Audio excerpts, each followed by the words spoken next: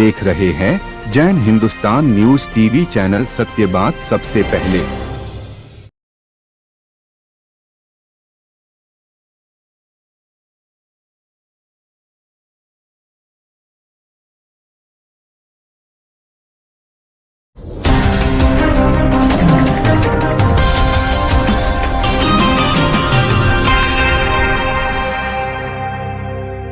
तहे दिल से स्वागत अभिनंदन करते हैं। बिल्कुल आपकी कदम ध्वनि जोरदार बननी चाहिए उनके स्वागत और सम्मान के लिए। ठीक है, छोटी काशी में राजस्थान के स्वागत मंच के ऊपर। और अब एक बार जोरदार गर्दन ध्वनि के साथ महामहिम साहब का स्वागत अभिनंदन होना चाहिए। ठीक है, इस पावन धरा पर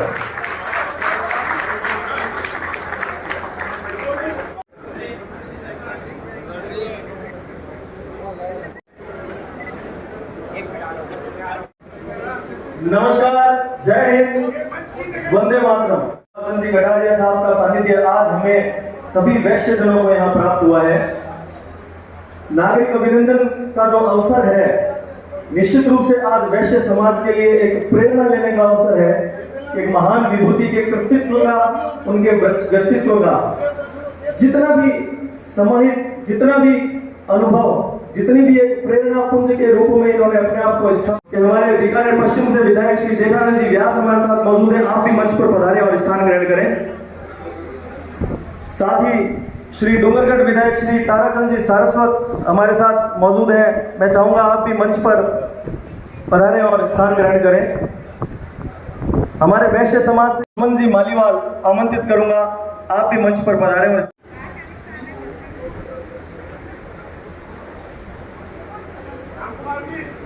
एक बार फिर से मैं जो हमारे फोटोग्राफर भाई हैं उन्हें मैं कहूंगा थोड़ा पीछे आ जाएं। हमारे जो मीडिया के भाई हैं थोड़ा सा पीछे आ जाएं, स्टेज के आगे भीड़ ना करें। तो दिल में बसा हुआ एक अच्छा हॉल वैश्य समाज के द्वारा करतल ध्वनि से अभिनंदन महामहिम राज्यपाल जी।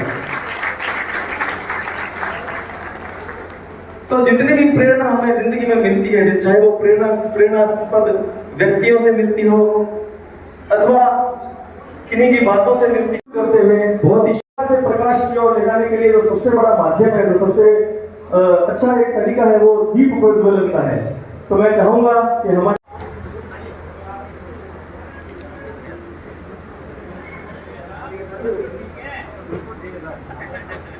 अरे भैया यहाँ पे खड़े रहो, पीछे कुछ दिखे।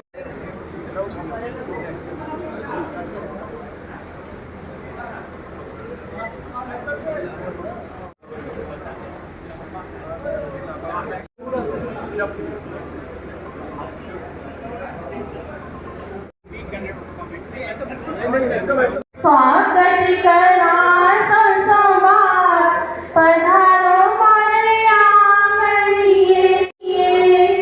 स्वागत करना संसंवाद पधारो मारे आंगणिये। स्वागत थारो करि हरि सावा प्रमुदित मन स्यो आज बढ़ावा। करे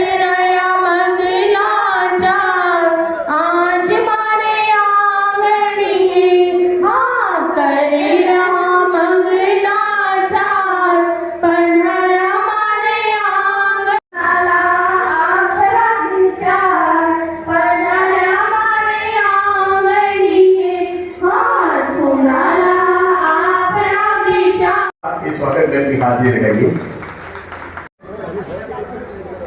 साहबा, जो कि हमारी राजस्थान की आन बान शान में पहनाने के लिए मैं निवेदन करना चाहूंगा। जैन वैश्य महासभा सुरेंद्र जी जैन वरिष्ठ उपाध्यक्ष। सबसे पहले जैन की वैश्य महासभा है, पीछे ही अग्रवाल वैश्य समाज से आ जाए सुशील जी बंसल और केदार जी अग्रवाल, द्वारका जी पचीसिया और जुगल जी सर घूम के थोड़ा सा समाज से जुगल जी गांधी प्रदेश अध्यक्ष, मुकेश जी विजय उप कोषाध्यक्ष और चेतन जी गांधी।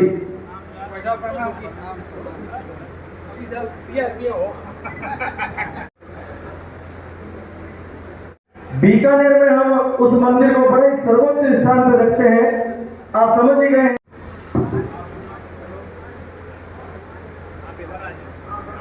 बहन जी इधर आइए, बहन जी इधर आइए, इधर आइए। आगे जी दो मिनट, आगे जी दो मिनट।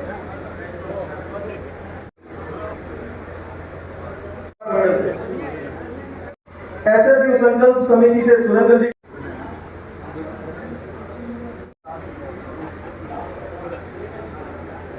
जेवाईसी से पारस का, अरे रोको, स्टेज नहीं पकड़। आजा आजा भैया, तू भी आजा।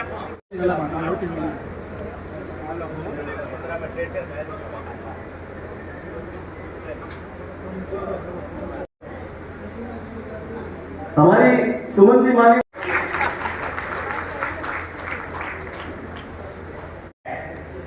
साथियों, जब हमें ज्ञात हुआ कि महामहिम का बीकानेर पधारने का सुनिश्चित हुआ है, उसी समय हमारी नई का उत्तर आज हमारे समक्ष है, ये यहाँ उपस्थित है। इसके लिए हम उनका हृदय से आभार व्यक्त करते हैं। यह भी हमारे लिए गर्व की बात है कि अभी तक हमारी कार्य करने का विधिवत शपथ ग्रहण भी नहीं हुआ है, फिर भी हमें महामहिम जी का आशीर्वाद प्राप्त हो रहा है। यह स्वयं में एक अत्यंत गौरवपूर्ण क्षण है। इस अवसर पर हमारी महिला विंग यूथ जी के नेतृत्व में संचालित ऑपरेशन सिंदूर की अभूतपूर्व सफलता ने प्रत्येक भारतीय के हृदय को गौरव से भर दिया है। यहाँ प्रेरणा मुझे सोचने में चिंतन कर गई, यदि राष्ट्र के स्तर पर यह ऑपरेशन सिंदूर जीवन की में अड़चन आ रही है तो यह सबसे पवित्र और प्रभावी सामाजिक कार्य होगा। इसलिए आप सभी गरिमा में उपस्थिति के साक्षी रहते हुए आज इस मंच से मैं ये घोषणा करता हूं कि हमारा संगठन योजनाबद्ध ढंग से समाज के सहयोग से 26 जरूरतमंद कन्याओं के व्यक्तियों का, समाज बंधुओं का, प्रशासन के प्रतिनिधियों, मीडिया व सहयोगियों की पूरी टीम की ओर से आप सभी का हृदय से स्वागत व अभिनंदन करता हूं। आपकी उपस्थिति हमारा संबल है। धन्यवाद। जय हिंद। गुलाब चंद जी कटारिया महामहिम राज्यपाल को प्रदत्त नागरिक अभिनंदन 2025। संकल्प कल्प मूर्ति, लोक चिंतक, निष्ठावान, दृढ़ निश्चयी एवं सतत सक्रिय आदरणीय गुलाब चंद जी महामहिम राज्यपाल पंजाब एवं चंडीगढ़ का बीकानेर की पावन धरा पर हार्दिक स्वागत। पथ प्रणेता आप स्वर्गीय लहरी देवी हुक्मी चंद जी कटारिया के घर में 13 अक्टूबर 1944 को राजसभा की डिग्री प्राप्त की। सतत कर्मनिष्ठ, विश्वास, दृढ़ आस्था के प्रतिकूलता। आप याद है राजस्थान की विधानसभा का वो 24 मार्च का दिन जब एक वृद्ध, एक महान व्यक्ति ने अपने युवाओं के लिए अपने आंसू बहाए। उस राजस्थान की विधानसभा में उन किसानों के बेटों के लिए, उस गरीब के बेटों के लिए अगर किसी ने पीड़ा उठाई वो गुलाब चंद जी कटारिया। भगवान महावीर की, भगवान महावीर के चरणों में सशस्त्र वंदन। सबको जय जिनेन्द्र। सबसे ज़्यादा धन्यवाद तो मैं भावना जी आपको देता है। आपकी मैंने समय नहीं लिया, इन्होंने हठपूर्वक समय लिया, इसलिए वास्तव में आज के इस कार्यक्रम के लिए आपका सबसे ज़्यादा अभिनंदन।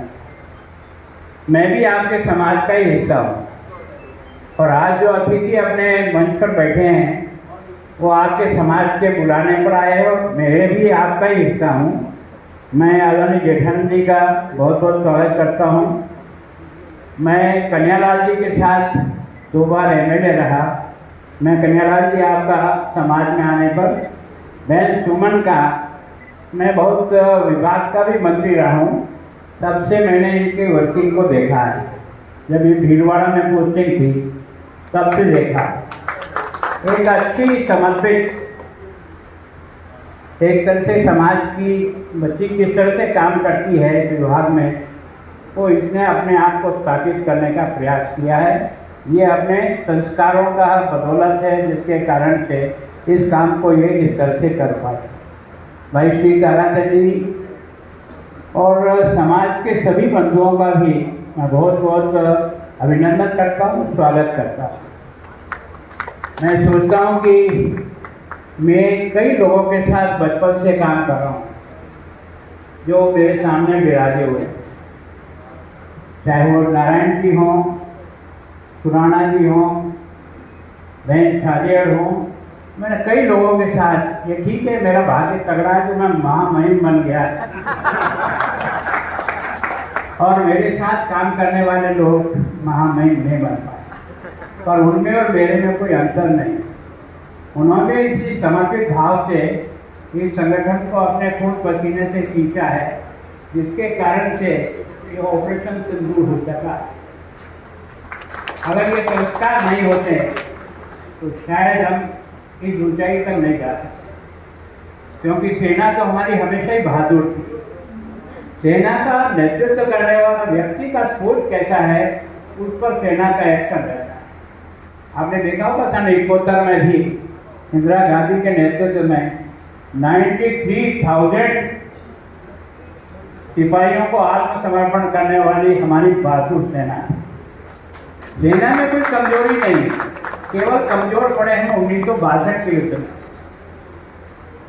और 62 के युद्ध ने नेहरू जी को भी समझा दिया और देश को भी समझा दिया कि जिसको तुम भाई भाई कहते हो, इस गलतफहमी में मत लो, उनको पहचानने की कोशिश करो। अगर शांति स्थापित करना चाहते हो तो शूरवीरता के साथ शांति होती है, बाकी कायरता के साथ शांति भी कभी नहीं आती।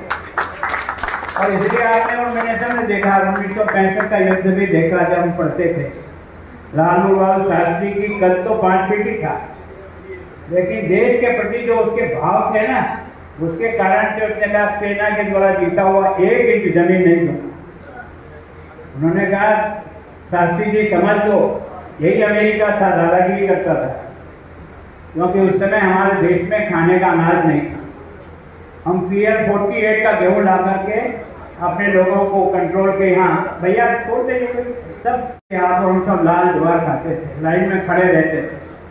और उन्होंने कहा कि मैं बंद कर दूंगा, उसने कहा तू बंद करना करो, लेकिन मैं अपनी बहादुर सेना के जीवन दे करके जो विजय प्राप्त की उसको मैं पीछे हटने वाला नहीं हूँ। आपने देखा PL 48 का जंग हुआ, उस आदमी ने पहले कहा जय जवान जय किसान, और उसके बाद देश में अनाज क्रांति हुई है। आज हम अपना ही पेट नहीं भरते हैं, दुनिया का पेट भरने की ताकत हिंदुस्तान के लोगों में है।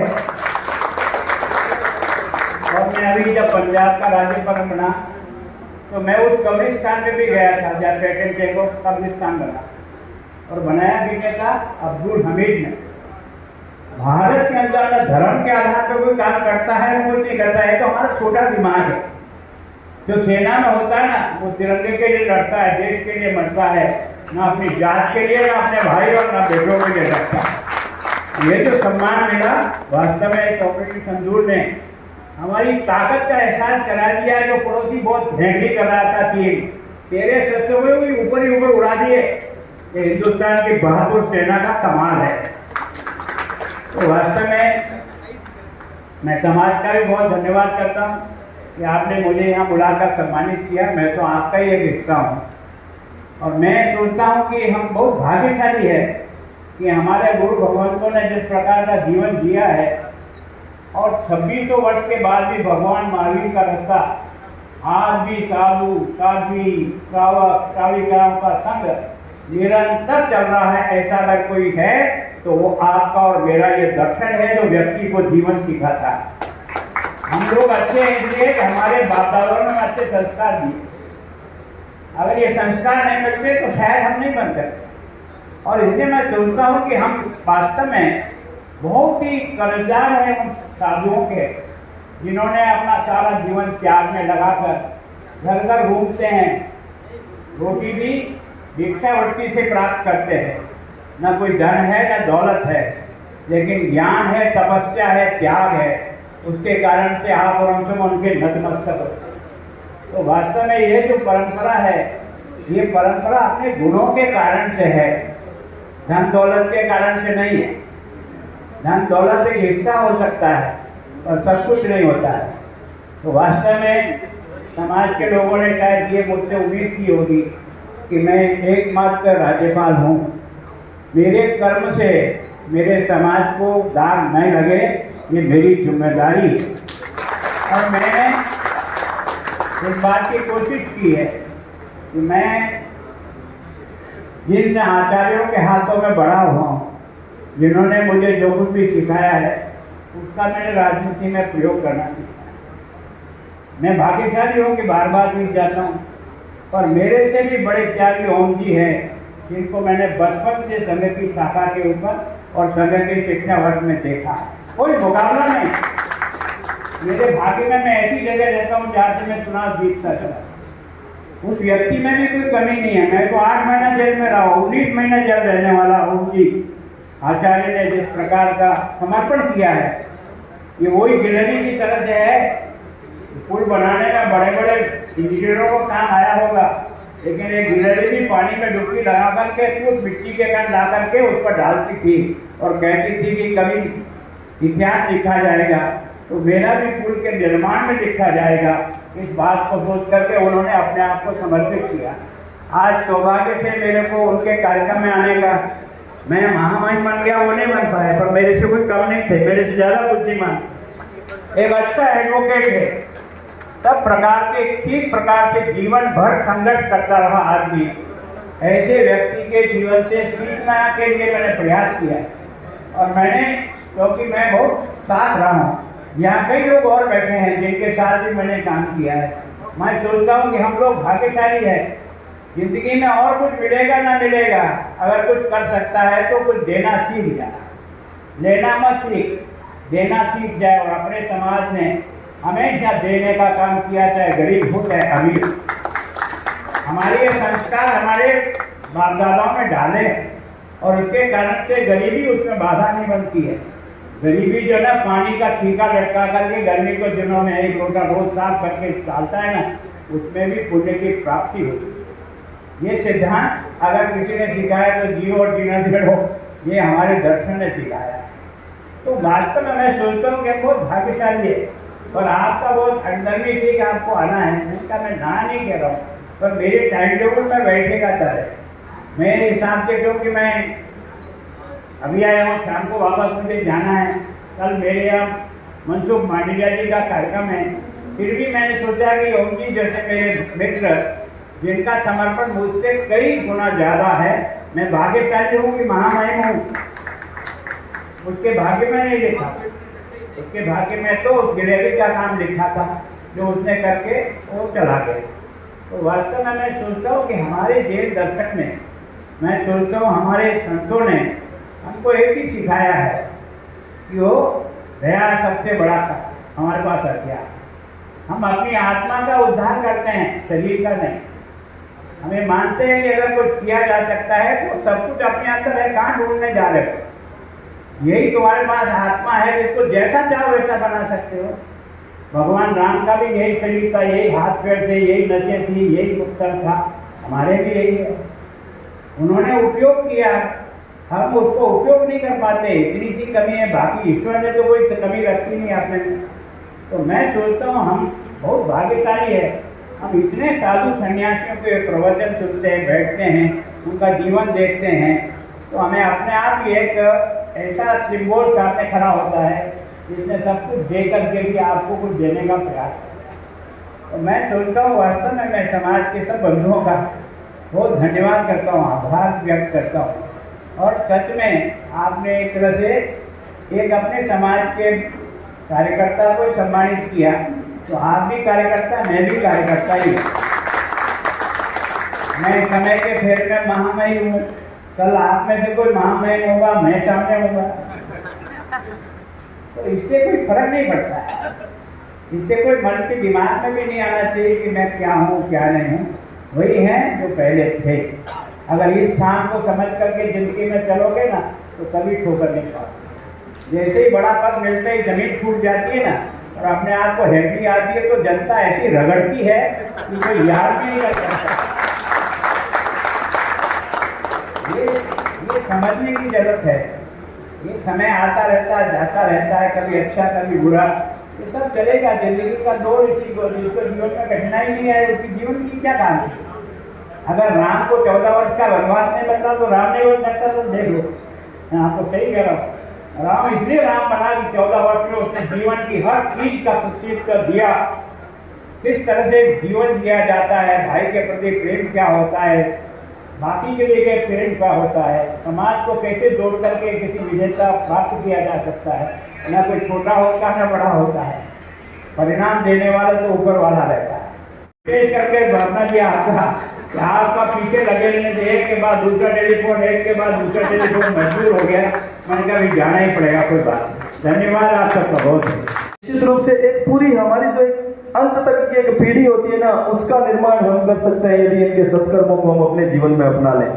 तो एक तो स्मृति चिन्ह आज के कार्यक्रम के लिए जो हमारे समय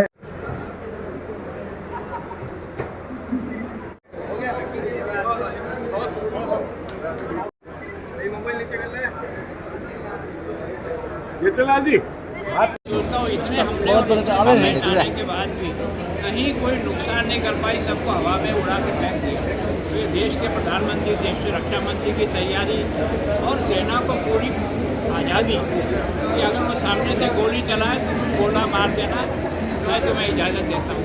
जब पुलिस और सेना के हाथ खोले जाते हैं, सेना पूरी ताकत से मुकाबला करने की। सर देश इतनी मजबूती में है, लेकिन कुछ लोग जो है देश के वो इनको लेकर सवाल उठाते हैं। अपना देश में ये दुर्भाग्य रहा, आज से नहीं अनादिकाल कि अपने यहाँ इस प्रकार के लोग होते हैं। सबको पीछे होना है।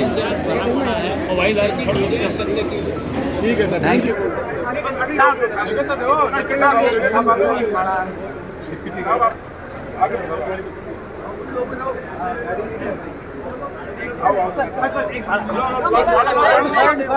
थोड़ा सा तो जगह तो दो।